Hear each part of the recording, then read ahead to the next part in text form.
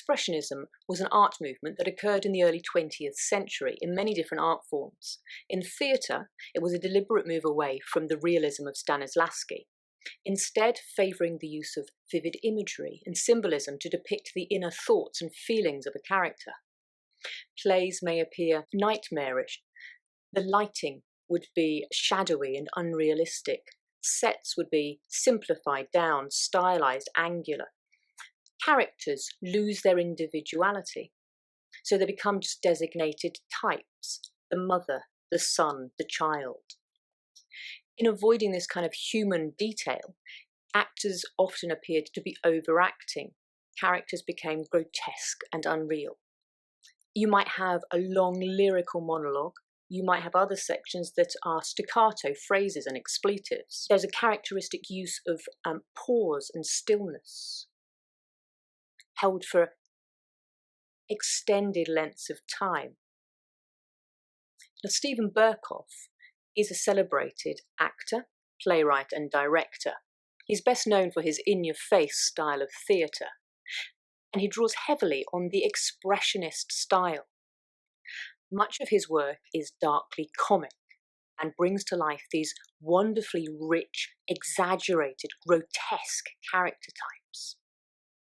To express drama in the most vital way imaginable, to perform at the height of one's powers, using all available means, through spoken word, gesture, mime and music. This was part of the manifesto for the London theatre group, Steven Berkoff's theatre company. Precision, physicality and power are paramount in Berkoff's theatre. His style is very actor-focused, where the actor is everything on the stage. The grotesque is an exaggerated character type, a character who is distorted beyond the norm. The term grotesque has become used as quite a derisive term. Oh, that's grotesque, I don't like it. But it means more than that. Within the art world, grotesque is a distorted character type. Pretend your face is made of rubber and you can mould it and shape it into any different face. You're not going to use your hands to pull your mouth or anything, but just using your hands to mould your face and then moving your hands away. Let's just see how many different silly faces it's possible to do. So we go.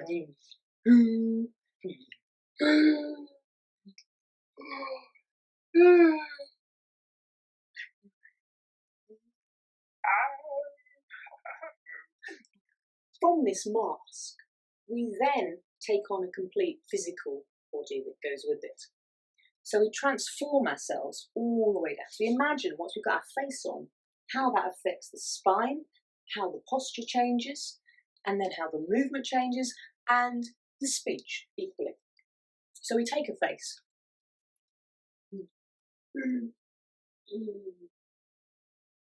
Already my posture's changed already. I'm sunk down a little bit. I'm just going to let that go a bit further. I'm going to exaggerate it a bit more. Yes, and I'm going to find the right hands for it. I've got the right hands on for this character. I'm curling my toes a little bit. You can't see that, but I'm curling my toes. It makes it harder to walk, and then it becomes a complete physical form. And the voice feels a bit trapped. So I've got a character. Already I've got a little character here. You're quite old. And I've got a little narrative. Yeah, been in the war. Yes, oh yes. I saw a lot in the war. Yeah. Let that character go. So this is just to demonstrate that you can really quickly move from one character into another. You can put on a complete physical mask and take it off again. By putting on this outside mask, we work from the outside in. And we start to have this narrative for a character. The psychology starts to come from the way we physically feel in that contortion. Levels of exaggeration is a way of getting a performer to really hit the biggest possible exaggerated state they can get to. Many directors in naturalistic theatre work with animal types in taking actors all the way into a complete animal state and then back out of it. It's a really useful technique. So at level 1, it's an emptiness, it's no character, a neutral state. So at level 2, I'm just imagining a fox, picturing it in front of me. Piercing eyes. Just comes into the eyes a little bit. And there's a head movement. Sneaky. Now I take it up to level 3, it gets a bit bigger. Level 3 starts to become...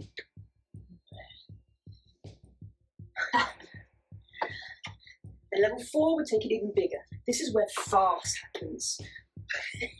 Farce and commedia dell'arte, comic styles of theatre operate generally at this level 4, just quite exaggerated. And this is quite comfortable for Steven Berkoff's characters. Now at times they might become even more grotesque. So we get beyond level 4, we get up to level 5, where they become really quite stylised in the movement. Yeah, more animal-like. Level 6, you become almost completely like an animal. It's really fox-like. There's an animal. Level 6. Yeah. And then we take it back down again. So bringing it back in. Level 5, it's got that element of a fox. Just in the movement, a little bit of ripple in the body. Level 4, bringing it back down to that level of farce, comic farce. Where you're human, but you've got strong animal qualities and you're quite grotesque. You're out of the norm. We take it back down to level 3. Just slightly bigger. Now this starts to become really interesting. Once you've gone to that big animal, you come back down to here. And then you take it to level 2, which is where naturalistic theatre would take place. It's just an element of that. In the way that you move. And as an actor, you feel that animal within. And then at level 1, you let it go completely. When we get to level 7, we get to a freeze frame moment. A freeze frame where that character is as exaggerated as it can be. It's a mie. So the term mie is from kabuki theatre. And in kabuki theatre, the characters come on and as you first see them in a scene, they will present a strong stance, a strong position that will be frozen. And the audience have a really clear idea of what this character is. They can tell a lot from that characterisation. So I'm going to start with a face, just a small one to start with. Just slightly changes my voice, slightly comes into the posture. And I'm going to take it up another level, take it up to a level 3, where it gets a bit more exaggerated. Yeah. And as I'm doing this, I'm going to find a gesture. It's like a gesture that I can repeat. Yeah, I might try a few different ones out. Yeah, shoulders. Yeah. Maybe the nose. Yeah, shoulders. Yeah, kind of like a shiver. Yeah, I have that. Yeah, and I exaggerate more. Oh, yeah. And I exaggerate it, getting bigger and bigger. Until I get to a point where I'm going to have a freeze frame. And I'll move again for a little bit. And I find another frozen image. A frozen image for a moment of my character. So these frozen images, I like seeing a mask. It's like when you see a mask, a character actor wearing a mask, and the audience are observing all the detail. And when you've got a really big character like this, you need those moments to the audience to allow them to understand that character a bit more. So in the moment where I stop and I look at you, you have a moment to think about what I'm feeling, what I'm thinking. Who am I?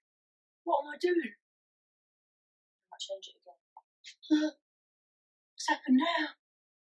What's she seen now? What's going on? So we have these big mie moments. Now it's useful to have a repeated gesture at the mention. So you might have, say, different character. Just start maybe with a posture. If you don't find the face, you can start with a posture. I'm just going to bring myself up a bit taller. Yeah. Exaggerate it in the shoulders.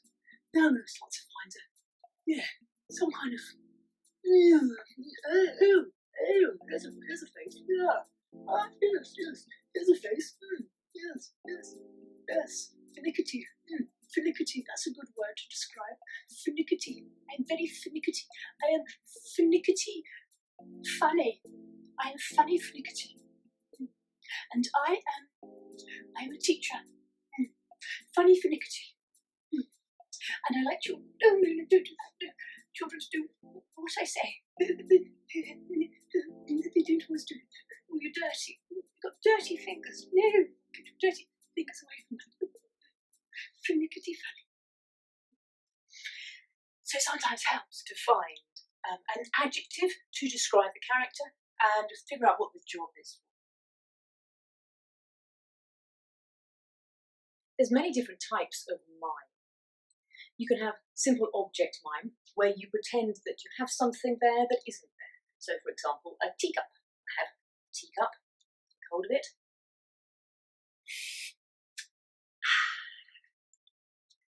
So that's object mime. Then there's corporeal mime, which we may be more interested in for the characterisation process. So corporeal mime is about expressing through the body. Emotions and moods can come through the body, so we don't have to just use the face. A useful little exercise to start with is a Jerzy Grotowski exercise. So it's called Plastic Rivers, and it's imagining that there's water, like a river, that passes through your body. And this is just about getting you feeling the fluidity of movement all through you. So this can start anywhere. I'm going to start it in my hand. And you want to isolate just the hand. So you isolate the movement in that hand, find the fluidity of it, and then you let it move up the arm. As it moves up the arm, the hand just floats there on the end, and it moves to the shoulder. You'll feel that water and try and really isolate just the shoulder, and it comes into your head and neck.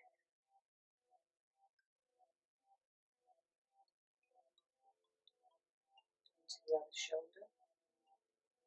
Just getting all the joints and muscles moving a little. It's a lovely warm up. It comes down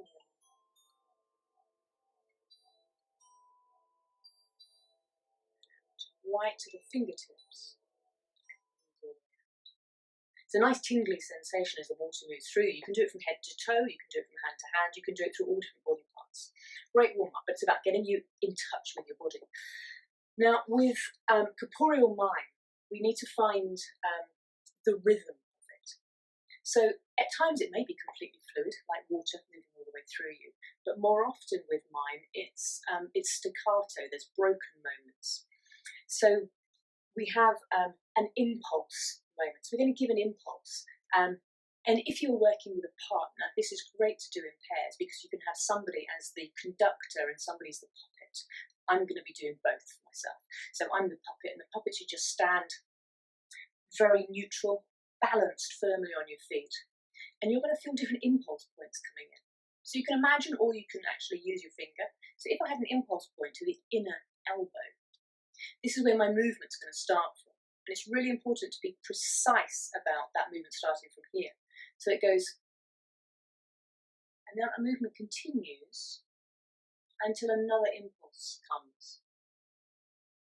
And that impulse starts from there, and it keeps continuing in that movement, and your body goes wherever it needs to, until another impulse point comes. The important thing when you're working with pairs is that you don't over-challenge your partner. You don't push them to a point where they're over-balancing.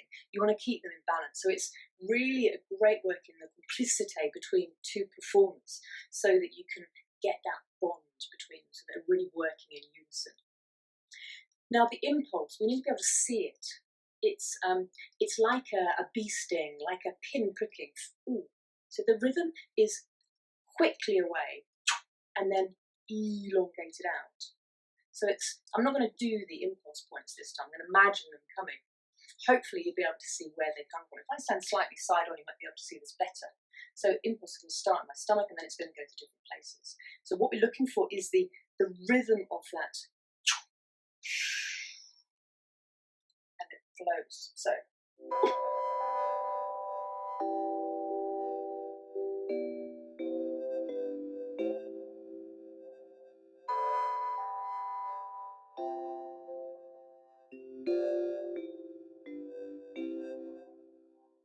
Now, if we were to apply this in a character, we might be looking at how a mood, how emotion moves through the body. So naturally, if you say to somebody, you say to your actor, show me anger, what does that make you feel? The tension comes down, it comes right in your neck. And you feel, can you even feel it in your shoulder blades? I can feel my shoulder blades going really tense. It comes into my stomach, and it comes down to my thighs, and now it's on my toes. So it's a complete level of tension. So go to complete tension. Okay, then relax. Now what if it comes in gradually from somewhere? It's going to start from the hand. So it's moving like a plastic river through your body, but this time it's anger tension.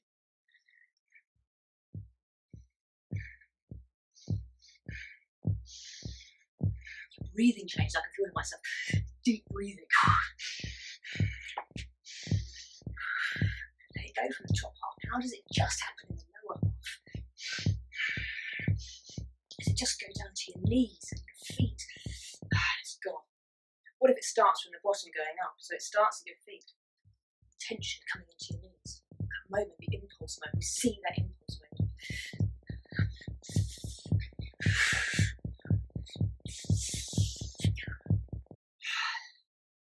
Okay.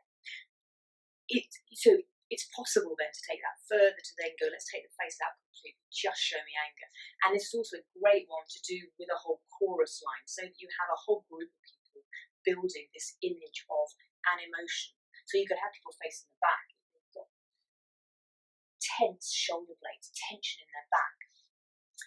So this is what we're looking at, corporeal mime, where the whole body is engaged in an expression of feeling and emotion. The language of expressionist theatre is also distorted. It's using the sounds and colour of language, the muscularity of words. And Berkoff is one such practitioner who really plays with the beauty of language. Just as a little exercise, you can just take one simple phrase and see how many times we can repeat it, but each time giving it a different meaning, a different emphasis. And then we can take it completely out of its original meaning and give it something other altogether different. So we might take a simple phrase like, do come in. Do come in. Do come in. Do come in. Do come in.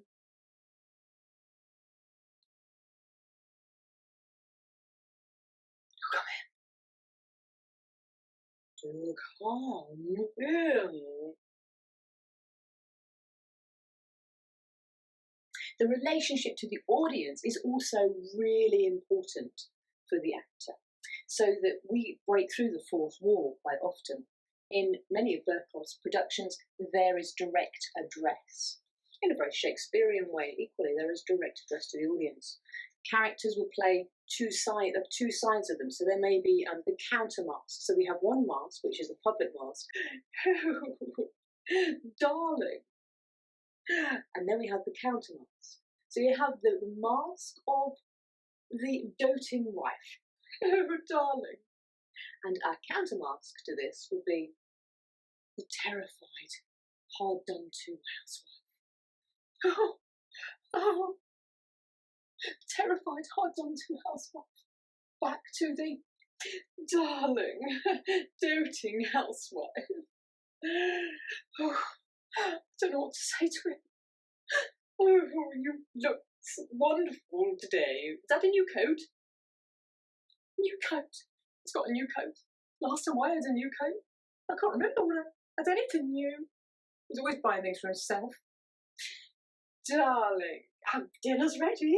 Whenever you are, why don't you hang your new coat up over There. Go and hang your coat up over there. And I'll get dinner ready like I always do. Oh. So let's try and put all of this together.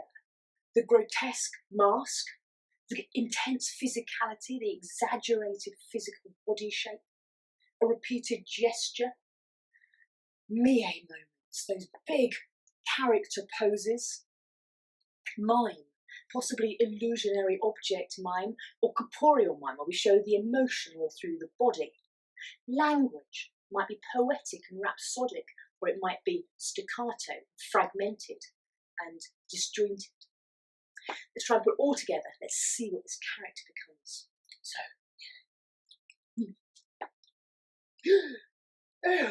the exaggerated mask. Into the physicality. Yes. I feel sycophantic. Through repeated gesture. Yes. Sycophantic. Sycophantic loving. Oh, loving, darling. Champagne ice. No. Oh, what a dress. Oh.